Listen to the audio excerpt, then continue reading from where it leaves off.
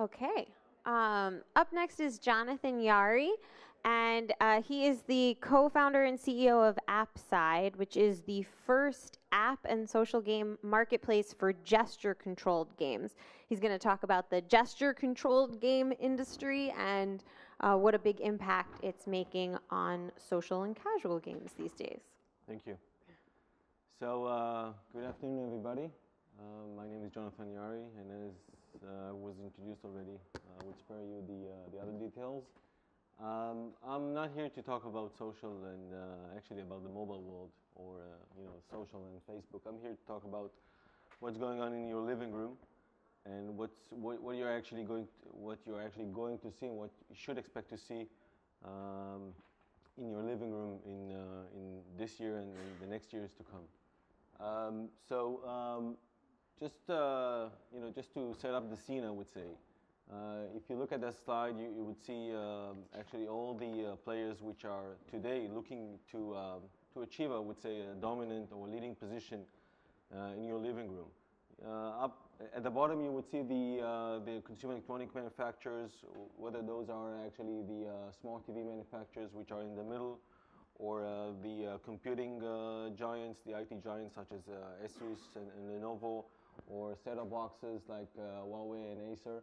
And at the right of that part, you would see Apple and Microsoft, which are obviously part of this overall domain.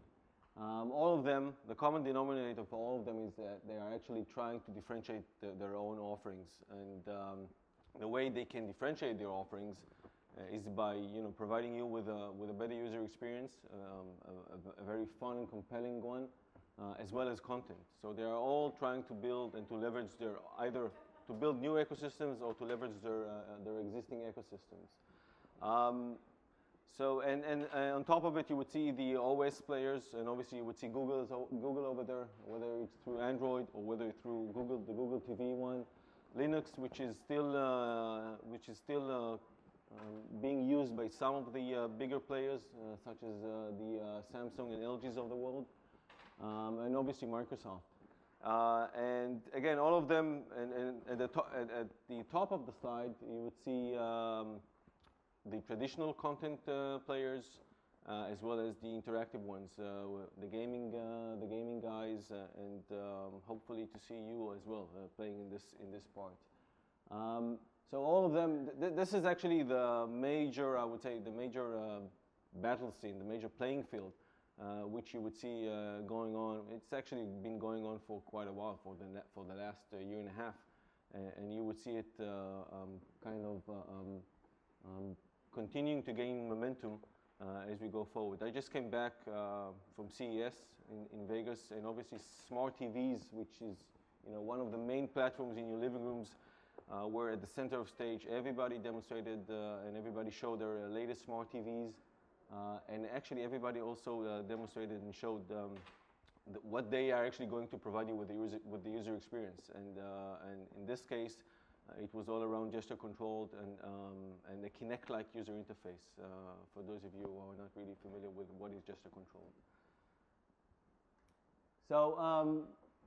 If you look at it, going back to why we're here, and going back to the audience, to you, actually, as far as the evolution of the interfaces of gaming. So for those of us who've been long enough in this industry, you would still remember the first generation controllers and joysticks. I remember pretty clearly the Atari one, and going through the game pads, the remote controls, and these days, actually, you are the controller, you are the joystick. So whatever you are actually, whatever you are doing, it's being translated to your own, to the movements and to what you have been achieving with the other game pads. I don't know how many people here have played Kinect games.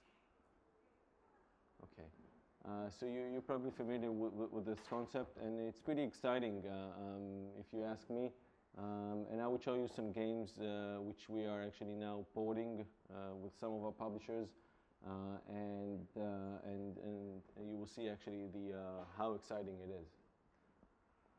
So Kinect was the first actually. The Microsoft Kinect one was the first gesture control device ever, and it actually gained the Guinness record and won the Guinness record for the fastest selling consumer electronic device.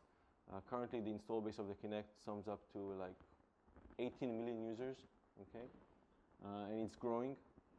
And so actually, Kinect has proved, I would say, the demand and the acceptance for a gesture control as a user interface to browse around, as well as the user interface and the user experience for gaming.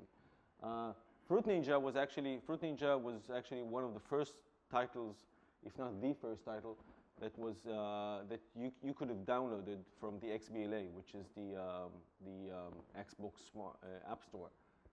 This was back in August, if I recall, and it gained and it was so popular, and I think after 3 weeks, the numbers were really significant. Everybody were surprised that it gained a lot of users, specifically because also the price. On the iOS devices and Android, it's being sold for either for free or for $1 for 99 cents, and on the Xbox it was sold for $10, which is amazing if you think about it. But still, people, I mean, the users have bought it and they liked it, and people keep on buying it and using it. So if you look at the gesture controlled and its I would say its relationship or its overall linkage to the home entertainment world, which is a main domain, which currently a lot of companies are trying to achieve a leading position. The overlap there between gesture control and home entertainment is actually the Kinect. There are a lot of other systems and segments, market segments, which gesture control is being used for all kinds of digital signage kind of applications, and also in hospitals and so on. And this is where it stands today. But as we go forward towards 2 years from now, and even further than that, gesture control is expected to be a major part, or the interface of choice in your living room. This is why we believe, and a lot of others believe, that gesture control is actually the user experience and applications / games are going to be a major differentiating factor in the evolution of the digital household entertainment market. And if you think about it, I would say a similar case happened when Apple introduced and took, I would say, the touch screen, the touch UI evolution, and suddenly there was a brand new ecosystem. Suddenly there were brand new games. There were not the old games that we've seen on the consoles, and this is why we believe that the user experience and the games here are going to play a very important factor as we go along. Just to show you a few, I would say a few facts from the field. After Vegas, I actually had the fortune to also travel to Asia and meet with all the Asian consumer electronic manufacturers. And this is just to show you what you will see in the market this year. Microsoft, we all know the Xbox. Microsoft has also released just 2 weeks or a week ago a special sensor for the PC market. So it's not only linked to the Xbox anymore.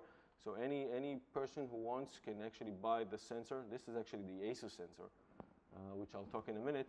But you can buy a Kinect sensor for your PC and start playing games and applications on that. And Apple TV, we've all heard the latest news about Apple TV. Should I call them rumors? I don't know, but I think those are more than rumors at this point of time. Apple is going to introduce a new brand of TV, and everybody's talking about that it's going to be both gesture controlled and voice controlled. So Apple is really pushing all of the other players towards redefining their offerings and towards defining what they want to offer their users. Intel is actually including gesture control in their first generation Ultrabooks.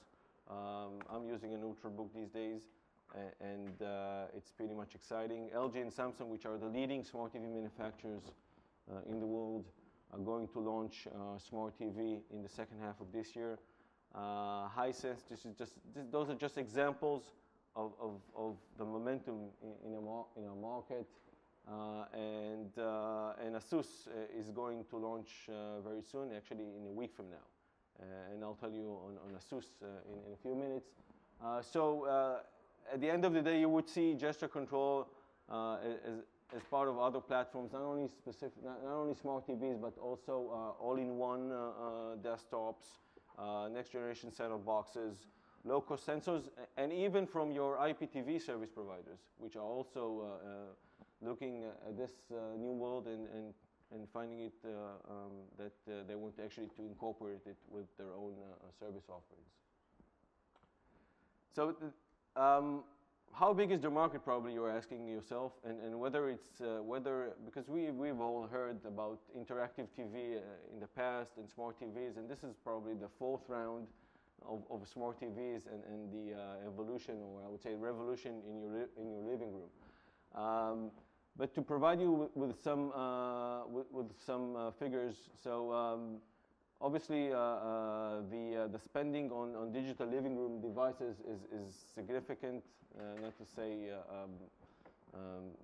much more than significant, and it's going to sum up to $226 billion in 2 years from now. I don't know if you're familiar with that, but today the whole TV market is around to 100 million or to 100 million, and even today every third TV which is sold is already a smart TV, and this proportion is going to increase into every second TV which will be sold in 2 years from now would be a smart TV, and smart TV means a lot. But for you guys, for game developers, it means a very powerful processor, enough memory, and also quite a strong GPU, graphical processor unit. Other than just the overall, I would say, setup of being able to download games and applications to your TV and play on that, Samsung just announced a week ago. They have actually crossed the milestone of 20 million apps downloads, which by itself is not significant. But if you look at it, since the time they launched until the time people actually are really using it, and again, take into account that people are not used to download applications and even so play games on their smart TVs. So this is already happening today, and it's not future looking. IDC expects 300 million motion control gaming devices again in 3 years from now, and to make a long story short, I think the Kinect success and the install base of 18 million is only the beginning, and what I showed you in the previous slide actually I hope demonstrates that this year is going to be the rollout year, and you will see many more additional players actually entering this market.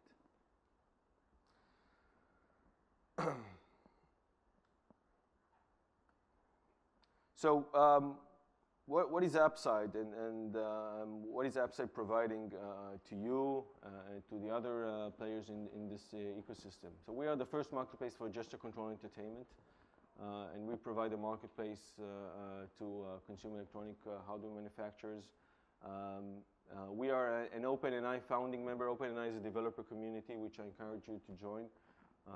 And it's a developer community which offers open source development tools for developers who wants to join this market, and we are the outlet and the app store for any developer in this community.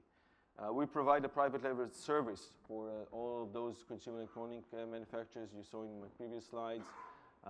And service providers, and it's actually a pre-installed on-device app store, which is branded as the hardware manufacturer, and it's typically the only app store which exists on the device, whether it's a smart TV, set-top box, or anything else.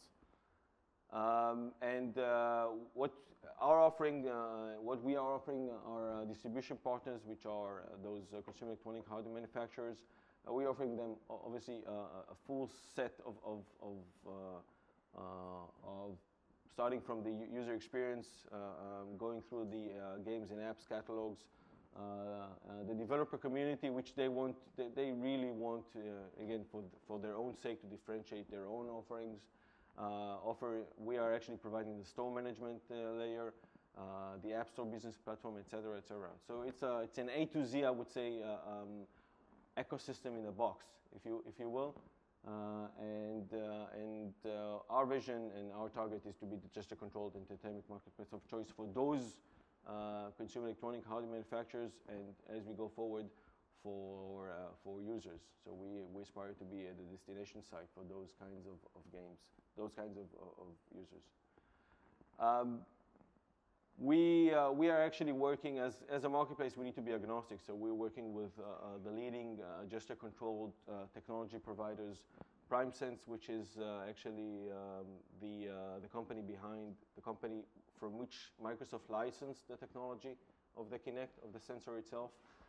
Point Grab, EyeSight, XDR, and there will be many others. So we work with all of them.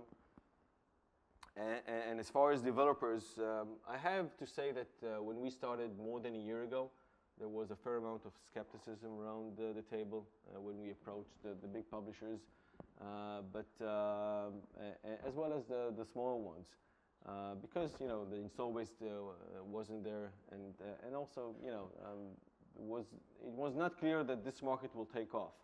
But if you look at it, you look at this slide, you would see some developers who have already batted on this market and are only developing games and applications for this specific, I would say, user interface and user experience. Companies like Sidekick, Current Circus, Soft Kinetics, and so on.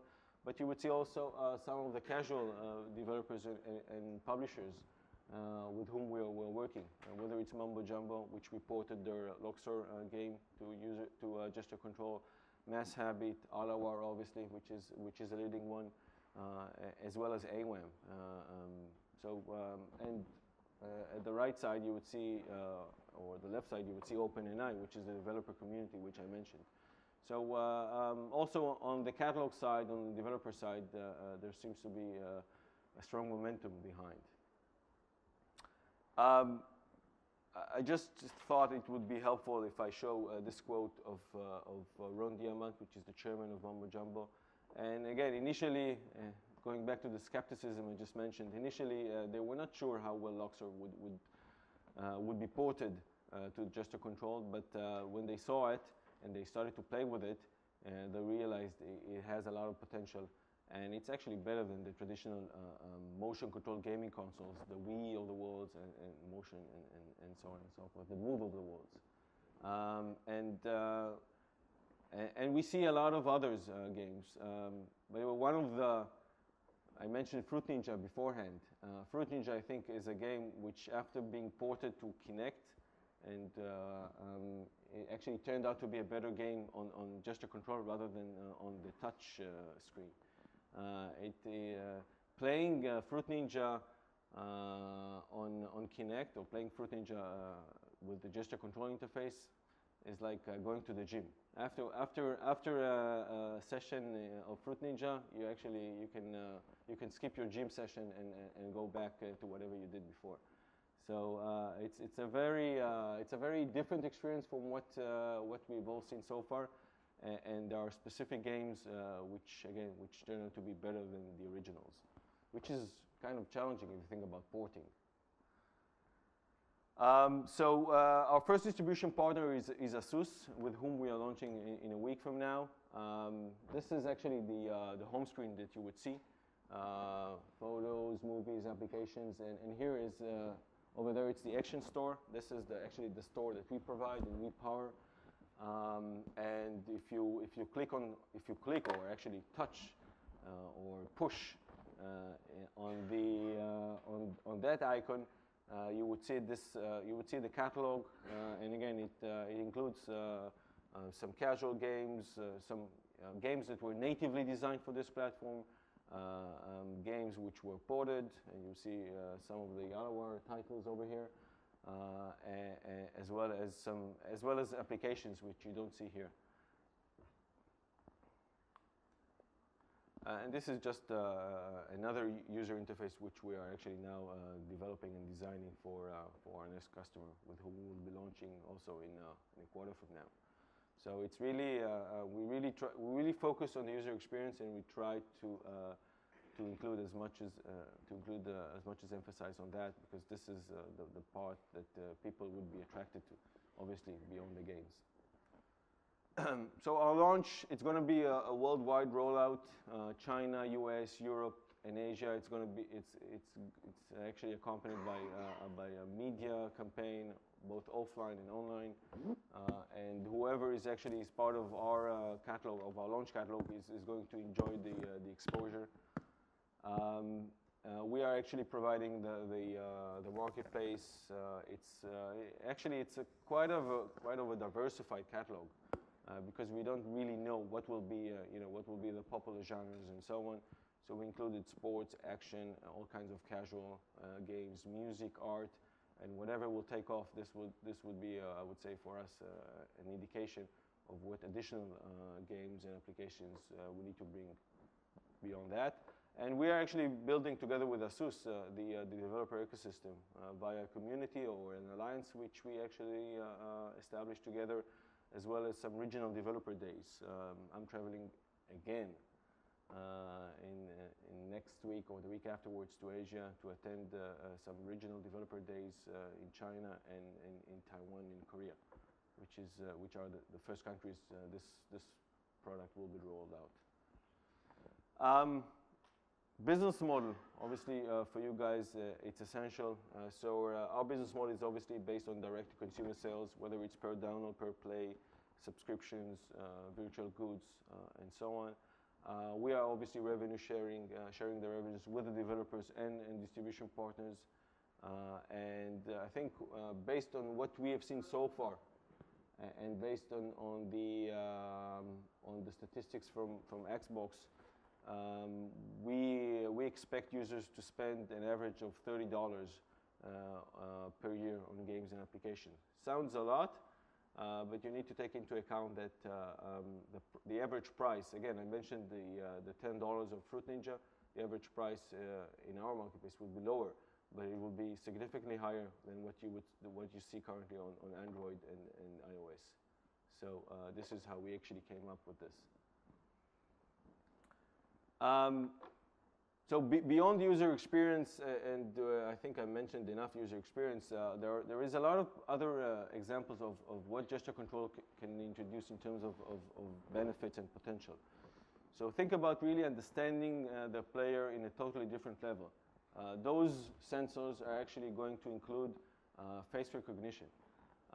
So you would be able to, first of all, identify the user, obviously, but you would be able to identify his whereabouts, his tone, his face, and whether he likes the game or whether he doesn't like the game, his dressing, and whether he's dressed now for a Fruit Ninja session or he's just dressed for playing casually on his couch with his hands, his behavior, etc., etc. So there is a lot of potential beyond the innovation, I would say, of the user experience. And beyond that, if you think about it, with a sensor, we are actually providing the machine. We're actually providing the machine with senses and enabling all kinds of learning capabilities. And those are just examples of what gesture control can bring and how it can actually transform the gaming experience and so on. Another point which today is not really, I would say, is not really polished enough is using of the actual playing environment, whether it's in your living room, jumping on your furniture, taking your remote control and, I don't know, throwing it in the air and so on. Those are just examples of what gesture control can bring and how it actually can change the way people are playing games. we went through, also, since we are actually now introducing our catalog, I wanted to share with you some lessons learned and some basic guidelines if you are interested in developing for this exciting market. So gesture is a new language, if you think about it. There is no control standards. You don't need, it's not really clear which, on a gamepad, it's quite clear which button are you pushing to fire or to do whatever.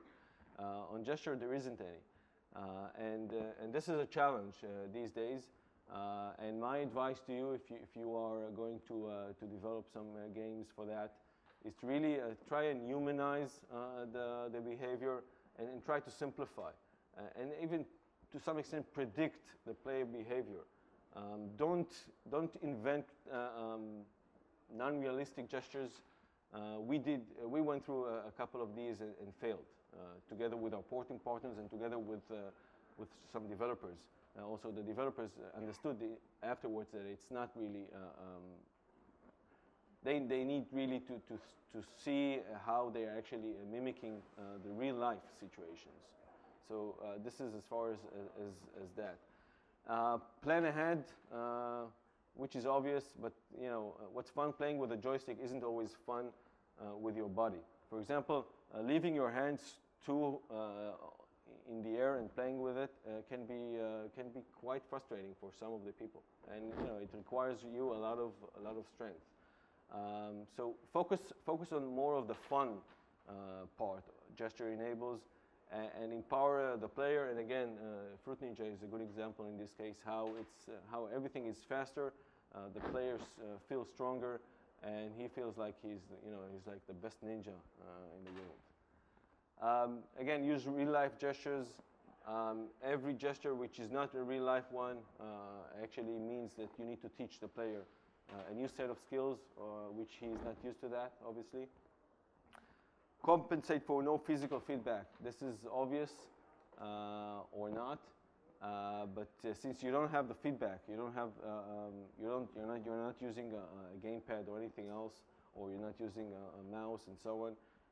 You need to think about actually taking the visual and sound feedback to a different level, to some extent even to exaggerate with it, so that the user would feel he's actually playing and he's living, I would say, the game. Gesture limitations. When we started to port one of our games, specifically Star Defender, it's a keyboard and mouse game which you need to push to fire, and you need to move in between. It's like a Space Invaders kind of a game, and we actually realized that multitasking, which in this case the example is different, but multitasking is quite difficult with gestures. So we actually automated the firing action. So the player just needs to scroll and move around with his gestures, and maybe with a gesture like that, actually firing special missiles and so on. But actions need to be automated. And last but not least, experiment. Again, as a new user experience and as a new language, your assumptions, what will work, would not be always right. So, and again, I mentioned a couple of examples here, and we are here overall. If you sum up this slide, there are some guidelines and lessons learned you need to take into account, and we are here to help you with that. So just to summarize what I wanted to share with you in this session, smart TVs are really going mass market already this year. The gesture control living room is also expected, and we see the early signs of that already now, and it's going to be a reality this year already. So make sure you are prepared and make sure you look at it as your next market. The market potential is significant, and I would even say that it's a unique opportunity to become an early leader in an untapped market. There aren't a lot of developers and game developers and publishers who have already identified that, and that's quite clear why, because of the lack of the install base so far. But given the momentum, we really see and really expect a lot of others to join and to jump on board. And for every developer who wants to be part of that, that's an opportunity to become an early leader. Porting and adapting your games is easy. It's not. We will be in GDC also in next month, and we will actually, for whoever is interested, we will provide you with some very short demonstration of how you can actually take your existing game and port it. It's easy, but it requires planning ahead. I provided some lessons learned and basic guidelines, what needs to be taken into account. And to ensure a successful game, which is both compelling and fun, we offer you, for the developers who wants to port it themselves and wants to gain hands-on experience with that, we offer you a toolbox, which is a combination of use cases, success stories, some guidelines, UI, user experience, and technical guidelines, as well as best practices. And for others who still want, I would say, access to this market, who want to take part in this, we offer you porting partners. So there are a lot of, not a lot, but there are a few studios who've been porting the AAA titles to Kinect for the biggest publishers. So they have gained a lot of experience. We're working with them, and they can help you to port your games, and you can actually leverage their own experience and focus and expertise in this case. Yeah, that's about it. I invite you really to take a look at our site and the OpenAI developer community, and to approach us with whatever questions you have. And if you have now questions, that will be also a good timing to ask. We have time for one question. One question. Yeah, go ahead. Can you say a few words about when you want to develop or port a game, about the technology development, and if there's any standards emerging between different sort of television manufacturers? The standards are not yet in place, I would say, but there are some common tools which you can use. Again, it really varies between the kind of a sensor which is being used, the sensor technology, the operating system, and so on. But again, as part of what we're offering our developers and our partners, we're offering them the toolbox and the technical guidelines of how to simplify their lives. There aren't any standards per se yet, but I think you would see the de facto standard actually being established very soon. Thank you very much.